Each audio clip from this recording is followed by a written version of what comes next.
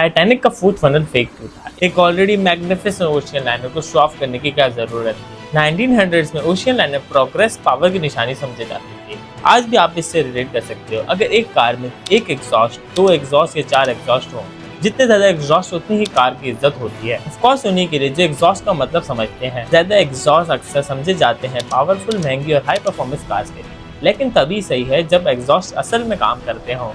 Titanic बनने से बहुत पहले एक जर्मन शिप थी जिसका नाम था दी केसे विलियम दी कोर्स।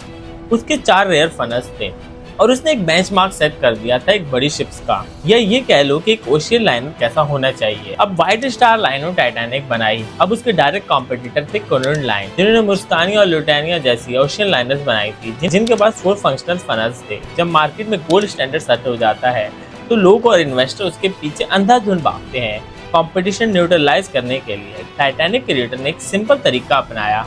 उन्होंने फोर्थ फनल फेक लगा दिया। ये बैक वाला फनल फेक था। नॉर्मली असली फनल के नीचे होते हैं बॉयलर्स, कंबक्शन चैम्बर, स्टीम और गैसेस, लेकिन टाइटैनिक के फेक फनल के नीचे सिर्फ किचन एग्जॉस्ट और थोड़ी एयर सर्कुलेशन थी, जैसे साइकिल को मैनुअल ट्रांसमिशन दे दी हो।